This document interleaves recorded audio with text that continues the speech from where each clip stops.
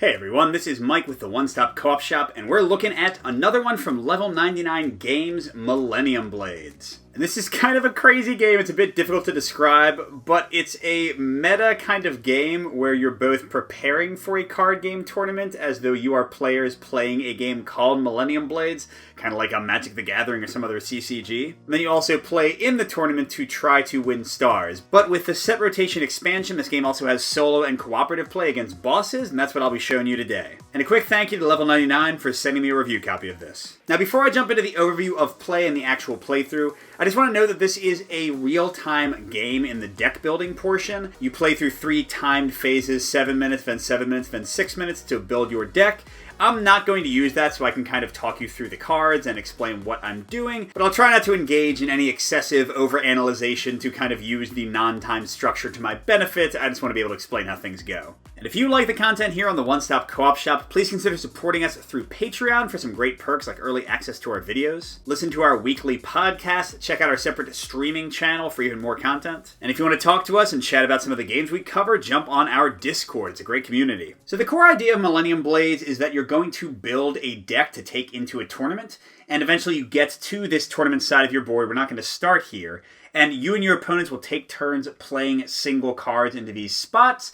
And once everyone is kind of out of cards or out of room to play cards, you're going to see how many ranking points you scored, and whoever got the most points wins. And that's pretty much how it still works in solo co-op, except that in that case you're going against a boss. Here I'm going against the Realm of Shadows boss. This is from the recent Collusion expansion. And they've got 8 singles cards they can play during the tournament, and you're free to look at these and kind of see what might await you. They're going to play them in a random order, but they tend to be very nasty effects, much nastier than player cards that you'll have to deal with. In addition, the boss has these 2 accessories randomly chosen out of 4 possible. They're going to give them extra bonuses or hurt you in some way, but they'll be revealed during the deck building phase, as will these meta cards that give you bonuses for having certain types of cards in your deck. So you have, if you want to look at it, a ton of info on what might be confronting you as you kind of build your combos, but in the end it still comes down to that tournament. If you get more points than the boss, you win. If they get more points, you lose. Now we can get into the details of the tournament phase when we get to it, but let's look at deck building. So first, each player starts with $30, and in a particularly crazy kind of components move, they actually include individual bills, and then the players tape them together into these giant wads, so you can just kind of like throw these stacks around and feel extra cool. Additionally, each player has 4 sell markers. That's going to let them sell cards at the aftermarket to get extra money as they're running out. They start with a chosen or random starter pack that's going to give them some cards that already combo well together. In this case, I've got the Great War, which is all these soldier cards that fight well. And you also get to pick one of the many characters, each of which is going to have a deck building power and a tournament power. Here I've gone with one that's pretty simple to not tax my brain and yours. It is Exaltius the Unbeatable. So he breaks a rule in deck building. Normally you can bring a deck box that usually gives you some way to score a bunch of points. But here you can put any card in as a deck box, which actually I'm not sure if that's going to be great depending on what cards come out, so I'm not sure I'll use it. And then his tournament power is super simple. I just get 20 points. So, boom, there you go. But the key aspect of the deck building phase is deck building, because you're actually putting cards together and you're going to end up with up to 8 singles in your deck area, 1 deck box and 2 accessories, and that's what you'll bring into the tournament to give you some options in trying to play cards, defeat what the enemy does, and build some cool stuff for yourself. And the most important component in the deck building is the store. You'll see that I've taken a ton of different sets. They've got like just ridiculous numbers of card sets, and I've shuffled them into this ungodly pile of cards. That's one thing with the game. I'll talk about this in my review. The shuffling can be killer. Then I've separately got this big pile of core cards, which are consistently going to give you like deck boxes and kind of weaker cards. They might help you fill in your deck building strategy, but usually the store cards are going to kind of be the star. And additionally, you pick a bronze, a silver, and a gold promo. You can fuse a bunch of cards you don't care about, because you'll often end up with cards you don't really want, to get one of these promos to help you kind of bring together your strategy or do something cool. And the actions you can take during the deck building phase are super simple, but again, it's timed in the normal game. I'm just not going to do that here. So first, you can sell a card to the aftermarket. And that's a card that you already own, and the amount of money you get is equal to this star value in the upper left. Because cards have a star value, they have an element, and they have a type. Like in this case, all of these guys are the soldier type. That's sort of the theme of this deck. And when you sell to the aftermarket, you put the card there with one of your sell tokens on it. Remember, you've only got 4, and in multiplayer games, other people can buy your cards to get your sell tokens back, but in solo, you're kind of just stuck with selling 4 times. Second action is to buy from the aftermarket, again paying the star value, but that doesn't happen in solo. Third action, most common, is to buy a single, and you pay an amount of money equal to the value in the upper right here, and I can buy any of the 10 store cards showing. That's the 9 here, or the top card of the deck, although all I can see is which set it came from. Like here I know it's from the Super Plumber Brothers set, but I don't know if it's the Bowser card or the Peach card. Yeah, they have little stand-ins. A lot of the decks are kind of like pop culture references. You might enjoy those, you might not. Or I can always just spend 3 to buy the top core card. And the final action, as I already mentioned, is to do a fusion. You remove 5, 7, or 9 cards from your deck and from the game entirely, and then you get to look through the entire pile of fusion cards for the pack, and you pick one to get. They tend to be the most powerful cards in the game. And again, in the real game, this would all be timed. We would first see the first meta and the boss's first accessory, then we'd play for 7 minutes. Then we'd see the second meta, the second accessory, play for another 7 minutes. And then we'd play for a final 6 minutes, but during those 6 minutes, you could not sell any cards. So that's like the big limitation. I want to make sure I sell like my 4 cards for my 4 sell markers before that final phase. And to get you going besides your starter deck, you're going to get a booster pack at the beginning of the game and at the beginning of the second phase after that first 7-minute timer, consisting of 3 core cards and the top 3 store cards to kind of give you more options to consider as you build out your deck. So those are the basics of deck building, but before we get into actually playing the game, let's take a second to look at my starting deck and how it combos together, which will give you a better idea of kind of how combos are built in the game in general. So first of all, each of the starter decks tends to have a super simple deck box, which generally can't be affected by any powers in the game. It just kind of starts in play, and tends to give you some kind of score ability, which means you will get some points at the end of a tournament. Here you'll gain 8 ranking points for each soldier in your tableau. That means they have to be face up. A lot of things will flip cards face down. And since all of the cards in this deck are soldiers, that would be a pretty easy way to get the maximum of 30 ranking points. Additionally, each starting deck has the same free accessory, Deck Protectors. This can stop a card from being flipped by my opponent. You can bring up to 2 accessories into the tournament. No reason not to bring this. And then let's see what other kind of options we have. Okay, so the Onion Knight. This card is an exact copy of a 6-star or less soldier to its immediate left. So this would let me play a really cool card and then get a second version of it. Because normally you can't have 2 of the exact same card in your deck at any time. Gain 18 if this card has no adjacent cards with a higher star value. That's a pretty tough one with him only being 1 star, unless you boost his star value. A lot of things will put extra stars on cards, or unless both cards to the side of him are already face down. Okay, Lars, gain 9 ranking points for each face-down card adjacent to this one, so he kind of works well with Treneth. Wind Warrior Cariolis, ongoing. This card has +1 star for each card in your tableau, and then if she gets flipped, you gain points equal to twice her star value. Okay, this guy, Clash with an Opponent. Now, this is a fight between cards. Basically, you take their star value, you compare it to your opponent's rightmost card's star value, and then you flip cards from the store deck to find out what kind of bonus you each randomly get, and you see who has the highest. Oh, but here you ignore the printed star of your cards. The winner gains 15, and if the winner's printed star is lower than the loser's, flip the losing card. It's a nice way to take out cards that have bad effects. Okay, Spellblade Ferris. For each card in the aftermarket, gain 2 ranking points. It's important to note that in the tournament phase, the aftermarket is cleared out from the deck building phase, so the only cards in the aftermarket will usually come from clashes, so this guy likes a lot of clashes. And then as an action always flips a card face down. You can pick up any card in any tableau and place it in the rightmost slot of its owner's tableau, just kind of shifting them around. And Shalazar, Herald of the Axe, a play ability is when you play it into your tableau, you immediately flip another card in your tableau, and if you did gain 24, that would clearly work well with Lars and the bow guy who want things flipped. So there you go, sort of an odd deck. They like lots of soldiers, and they each have ways to score some points, especially with some clashing and some flipping. So I might want to look for clashing, I might want to look for things that flip to kind of combo with that, or I might just want to go some way totally different. And what will help me start strategizing is seeing the first meta and accessory. Alright, so the meta cards are always the same. They give you 15 points if you have a face-up card that matches it. In this case, I would like to have an air card face-up, not flipped at the end of the tournament. Then for the boss, we got a Dark Tub. Ongoing, when a card is discarded, gain 10 ranking points. The boss does.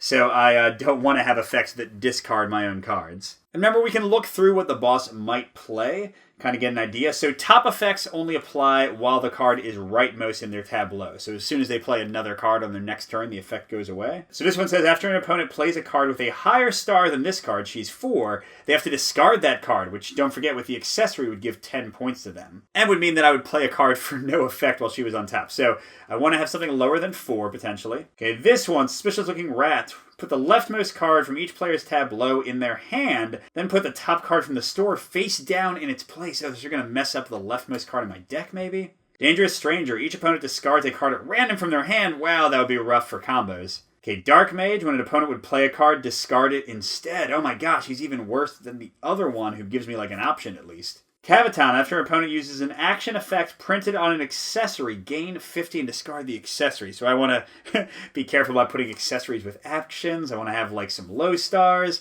I don't want to have like too many combos that rely on each other. And then the next ones are all really similar. I can't play cards that share a type with a card in my tableau. I can't play cards that share a star value with cards in my tableau. Can't play cards that share an element. So if I like go too much, like right now my deck is like mono soldier, it could mess up my playing opportunities. Okay, so excellent. That's all fun. All right, so with that little tour of what is confronting us, let's go ahead and jump in and start building. So I'll say right off the bat, this can be the most intimidating part of the game because you don't know what the heck like card decks do. They do have a guide that kind of walks you through, like mouse cards tend to do this, or faster sets tend to do that.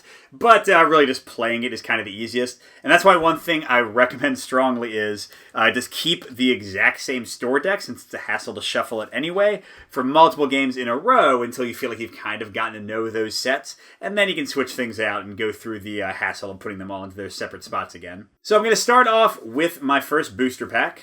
Ooh, and I got a deck box from the Super Zero set. The Deck Cave. Hello, Batman. All your cards have Heroic. As a reaction, when a single in another player's tableau be flipped by an effect, you may flip this card instead. Okay, then score. Choose an opponent's tableau. Gain 6 for each face-up card in their tableau. But, I mean, that would require me to have a lot of effects that flip, and I don't have them yet. The boss didn't really have anything that flipped people, so I don't know if that's any good. Exhaust Sentry from the Obari as Hell set. Okay, ongoing. When you play a citizen card, I don't have any of those, gain points equal to its star value. You may then switch the position of this card and the card you just played. And adjacent cards cannot be flipped by opponent's effects. So again, not much flipping going on. The Glove Box. Mimicry. This card copies the element and type of the card to its immediate left, losing its own. Though it is air. And let's see. Score. Gain 11 for each adjacent card that matches this card's type. So it could potentially get me 22, but not that great. J-Dog Haxon. Ongoing. Whenever there is a clash, you gain $1. If you are one of the players in the clash, add the card you revealed in the clash to your binder instead of the aftermarket. But money's not as important in the boss mode unless you want to play a series of bosses, which you can. Matsu the Butcher. This card is +2 in clashing. Wow, so it would be a 9. Ongoing. When you win a clash with this card, gain 8. And that's a soldier, so that's worth looking into potentially. And finally, Gale Summoner Haley. Play. Each player places a +1 star token onto 2 different cards in their tableaus. Then each player must flip a card in their tableau with a star token on it. Gain points equal to twice the highest star value among cards flipped this way. Interesting. Alright, so none of these are blowing me away, although maybe like I could go for a clashing strategy with Matsu. And here's a Shoulders of War card on top of the store deck, so sure, let's spend 4 to get that. It is Quack 3.0. Your top card has +3 stars. That's great for clashes because your rightmost card, your top card, clashes. And when you play it, clash with an opponent, the loser loses 15. Okay, so maybe I can go for kind of a clashing strategy here. Well, you know, before we go too deep into things, I often like to get promos pretty early because I already have a bunch of cards I'm sure I won't care about. Like the Gale Summoner seemed kind of confusing. I don't think my opponents had any flipping effects. The Onion Knight seems a bit too specific. And the 2 guys that are all about having people face up or face down. Yeah, so that's 5 cards, and they all have cruddy star value, so I couldn't sell them for much. So I'm going to just trash those out of the game.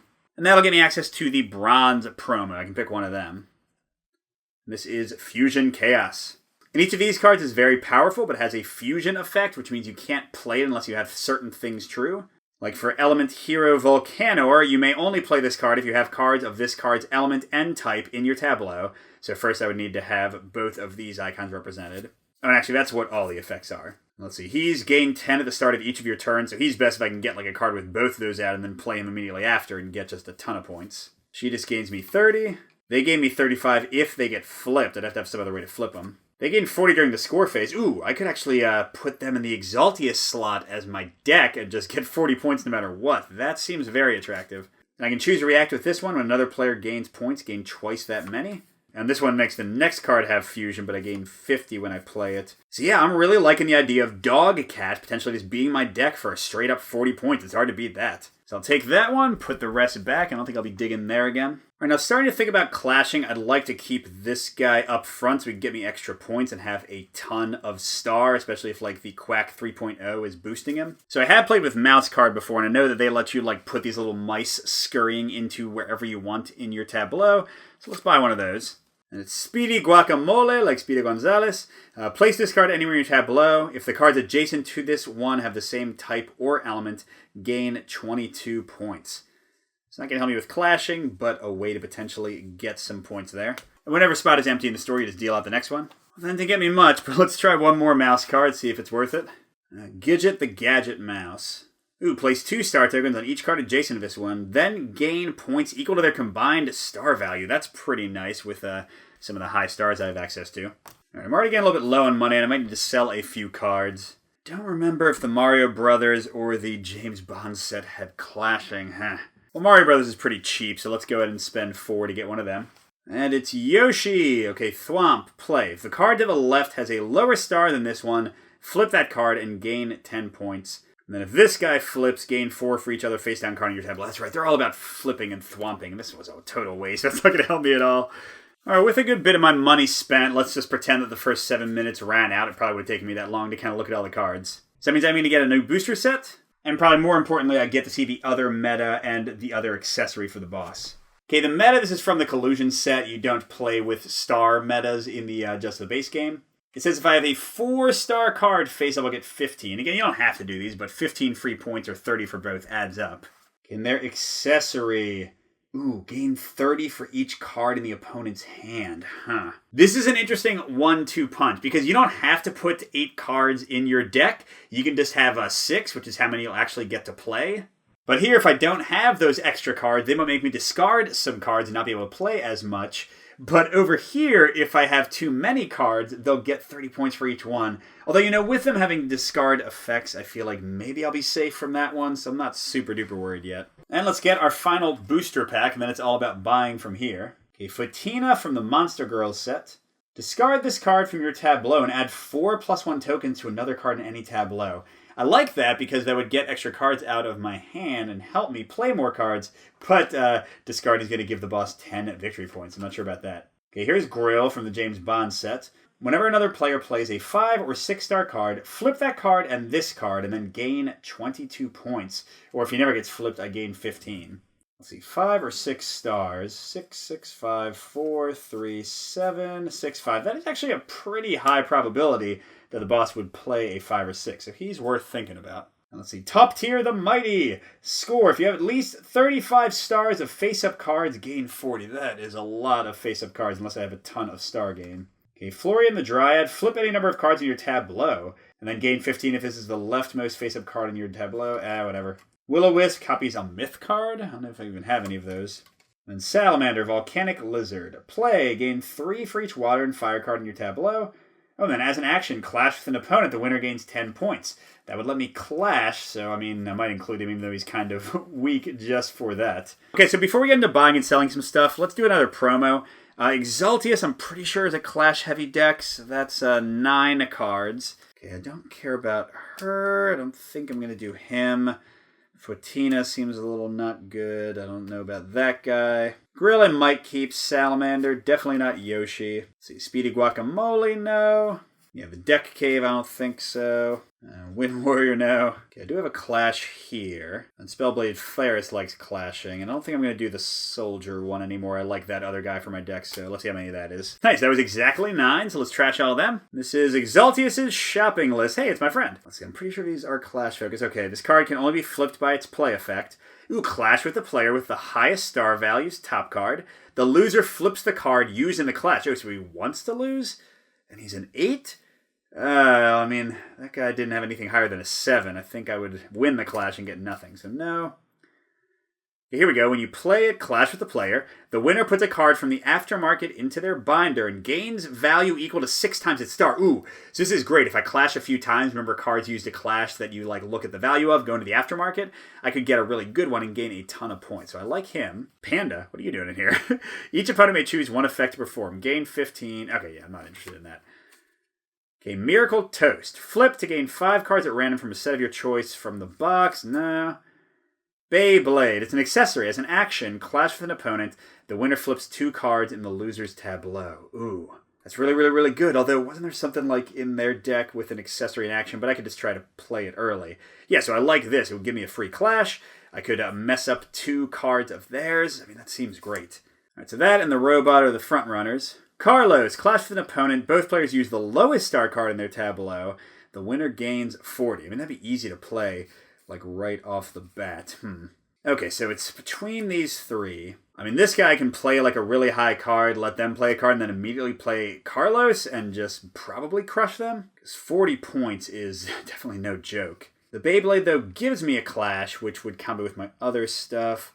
Yeah, I'm going to go with Carlos the Machine. Although, honestly, I might, if I can get 9 more cards, dip into this promo set again for the Beyblades. All right, now real quick, if we have the timer, I'd have to sell up to 4 times before the final 6-minute timer. So let's get rid of J-Dog Haxon. I don't really need extra money from when I clashed. That'll get me 7, so he's worth a lot. And then she's worth another 5 to me. I guess I'll sell the glove box too, although it's the only one with the meta right now. It'd be cool if I got another one. So I have a token to sell 1 more card, but let's not do that yet. I like the idea of dipping into that promo pack again, so maybe I'll buy a bunch of core cards, because they only cost 3 each. God, I think just about as much money as I started with, so I don't know, let's go ahead and start with spending 9 and get 3 of them. Oh, another accessory, prevent a card from being flipped, not that great. Future Fusion Gem. Action, attach a card in your tableau to another card in your tableau. Huh? That actually could be really good. I'm assuming that means that I have 2 cards in one spot, which would mean I would have fewer cards left in my hand for their accessory that gets them points. I could fit more stuff. That's interesting. And I also got Javier, the legendary general. Each player gains. Oh, each player gains. Get out of here. Right, well, let's see. What do I actually like? I like the Salamander. I like Carlos. Grill, possibly. I mean, Gidget will just get me a good number of points. Matsu the Butcher is a nice clasher. Exhaust Sentry I certainly don't care about. Quack 3.0 is pretty good. Dogcat I'm still thinking of making my deck box. We got a few other clashers. We definitely have way too much. I don't need this guy. I don't think I need that. I guess I'll consider keeping this. I still want to buy some more stuff. Let's buy an 80 2400, do our Mad Max thing, and a Super Zeros for 4. And I got Mad Max, or Crazy Maximilian. Now, let's see. Play. Lose all your points. For every 10 points lost, put a +1 token on this. And then gain 5 for each token on this card. Wait, so I lose 10 and gain 5? Well, I guess the good thing is to play him early and then have a ton of effects that put stars on him, but Then Businessman. When a single another player's tableau be flipped by an effect, you may flip this card instead. Again, there's not too much flipping going on. Okay, and then Score, spend any number of dollars, gain 2 for each dollar. That would have been cool with the other guy who got me money, but that's not happening. I think I'm going to sell Max for $7 more. That seems like the best use for him. All right, let's dip into some other sets. I mean, I haven't checked out this Gnome one. I can't imagine that's going to help me out much. And it's a deck box. Great. Gain 50 if you have no face-up cards in your tableau. Now, they probably would have comboed great with the Mario cards since they all want things to be face down, but a little too late for that. I've got 5 cards I definitely don't care about, but I'm running out of money. If I need 4 more cards to do the promo I could buy from the core pack, that would leave me with only $2 left. Alright, let's do it. Let's see. Clash with another player. Both players use their lowest star card in this clash. I feel like I had another thing like that. The winner gains 12 points, and if the loser uses a higher printed star, gains an additional 12. Clash with a player if you win. No, flip your deck box and gain 35. Mine will give me 40. Timebot Fusetron. Place 3 star tokens on a card of your choice. Ooh, and then flip it to gain 9 points. That would go great with some clashing. That's a possibility. Oh, Commemorative Resin Statuette. Attach this card to a card in your tableau. That card has +2 and cannot be flipped by other players' effects. I mean, the +2 might help with clashing. Okay, so could theoretically keep those. I've got 7 I want to trash. Spellblade Ferris could be the 4-star for the meta. Man, but I don't have any air cards. So I'm just going to get rid of 2 more somethings. I guess I got to figure out what I want to keep. Let's see. Before we go to the promo, let's see what we're going to take into our deck area. So Dogcat will be my deck using Exaltius. And then I could use either of these accessories or not. I'm not sure if I really care. I mean, I do like the option of the Futuristic Fusion Gem, taking an extra card from my hand. Okay, she clashes, can get me 15, can flip a card. He just gets me 9 and can add 3 stars, so he seems a little bit less useful. This guy, every time I clash, is going to basically be worth 4 points, so if I clash a whole bunch, he could be worth a ton. And again, he's good for the meta. This guy lets me clash and get 15 points, although its opponent loses 15. I never really have many ways to actually gain points during the tournament. Yes, I'm thinking maybe the 2 robots are goners. The mouse will certainly work out well. The butcher, that's fine. I like him. Yeah, so that's 7. Oh, so if I get rid of both of these guys, I'm not going to go for the accessory. I'll go for another clasher. Okay, so that is 9. And yeah, where was the guy? Oh, here we go. Robo Malcolm. Okay, so he'll be my 8th. So there we go. 8 cards, 2 accessories, 1 deck box. We will call this done and see what happens. I got $2 unspent. All right, with that, it is tournament time. We flip our board, so I've got my dog cat who's just going to get me 40. Don't really have to worry about anything with him. My potential fusion and my potential giving somebody +2 stars attaching this, so I'm all about fusing here. And the AI's got the one that gets points when I discard a card, gets points if I have cards left in my hand. And I didn't show you their deck box, but it's basically the same for every boss. It just gives them some points at the end of the game based on player counts. This is kind of like the balancing mechanic for players. And I'm shuffling the boss's cards, because remember, 2 of these are never going to get played in most circumstances. All right, so I am first to play. Let's see, I can't play a clash card until they have at least 1 card out. So, I kind of like the idea of getting a Grill out first. If I get lucky, I'll just immediately flip him in one of the boss's cards and get 22 points. That'd be great to start. And what's the boss going to pull out? Come on, a 5 or 6, a 5 or 6. No! All right, so Grill is doing nothing for me, potentially. Oh, and each player discards a card at random from their hand. Dang it! Which also means they're going to get 10 points from the Dark Tub. All right, so I'm not looking here since I can see the card backs. Please not something awesome. What is this? Okay, that's all right. I mean, it was a clashing card, but it's a pretty weak one. I can deal with that. Now, positive thing is, now that Grill's probably not going to flip, he'll get me 15 points, and because he's a 4, I'll get 15 more from the meta, potentially. Awesome. Now, annoyingly, they've got their highest star guy out right now, so I don't want to clash immediately. So I want to put out Matsu the Butcher, because he doesn't clash on his own, but that way I'm ready to clash later. And since they did have 1 card that punishes me for using actions later, let's go ahead and commemorative him up and make him into, he's a 11 when clashing. +2 from that, +2 there. Nice. What you got for me now? Suspicious looking rat. Put the leftmost card from each player's tableau into their hand, then put a card from the top of the store face down in its place. Alright, well that's annoying. There goes Grill. And I get some random gnome. Danny. Flip. If it is your turn, flip a card adjacent to this one. If you did, gain points equal to 3 times its star value. I mean, that would kind of be good, but I have no way to flip this guy. Okay, and they lose the Dangerous Stranger, not that they care. Okay, and let's see. Next, the next card you play has play. Clash with all players. The winner gains 25 and flips a card in the loser's tableaus. Oh, wait, never mind. It says face down. So these are just dead cards. It doesn't mean that I lost the meta. I was like 30 points from losing Grill. Dang it. Oh, wait, what am I talking about? I didn't lose him. He goes to my hand, so that might be okay. Although, wait, I don't want cards in my hand. All right, so he's ready to clash. So something I didn't explain is on your turn, you have to play a single if you can, and then you can use an action before or after doing that. So I could, like, put down the Salamander, flip him, because actions flip people, and have Matsu clash to get 10 points. That seems like maybe a good idea. Although he gets more points for water and fire being in my tableau. Well, whatever. All right, so I'm going to go down here as my play.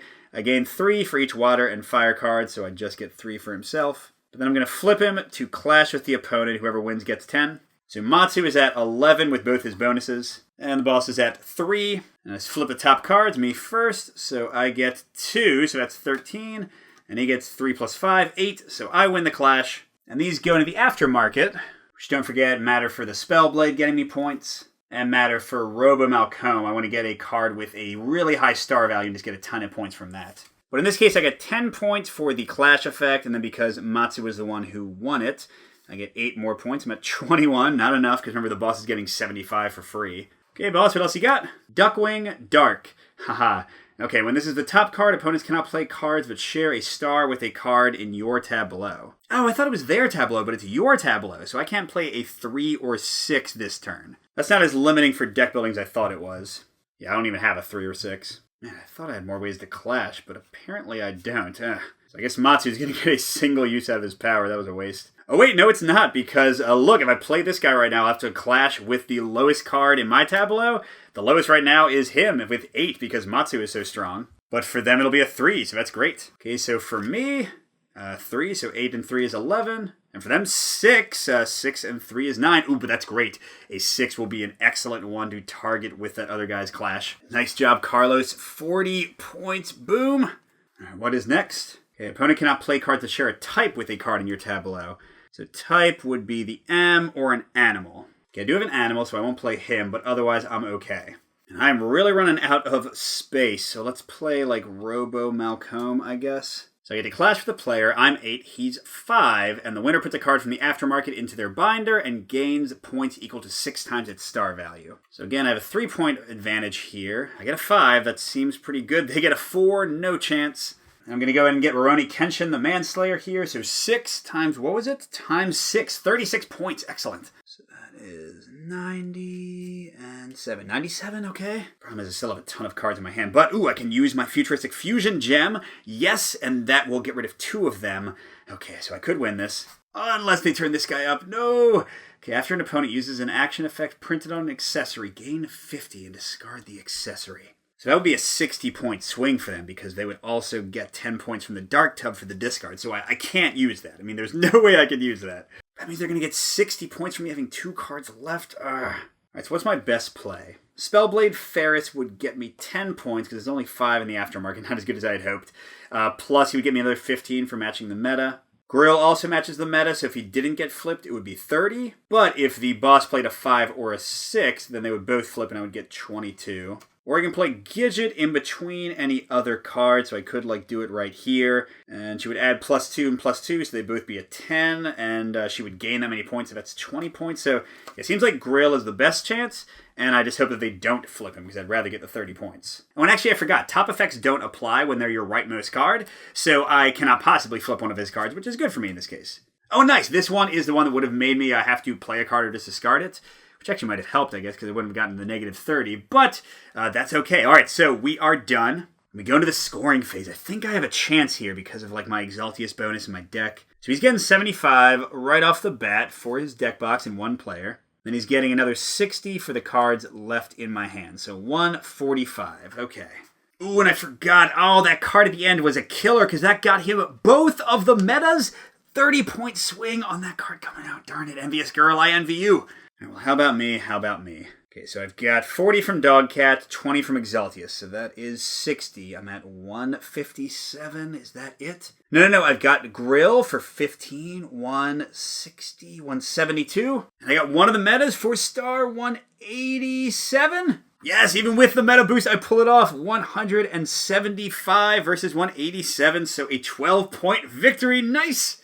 Alright, so Clashy deck works. Definitely the real star was Exaltius' shopping list. Both of these guys got me points in the 30s to 40s. And the cool thing is you don't have to stop there. You can play a series of boss games where you keep on going against different bosses, and each time they get free points. But you also have to adapt to the new things each boss throws at you and not like have a deck that totally doesn't work with kind of their playstyle. Alright everybody, thanks for watching this little playthrough of Millennium Blades with the set rotation boss mode. And if you'd like to hear my thoughts on the solo and co-op play in the game, check out the review link that just popped up. Good gaming, and I'll see you at the next stop.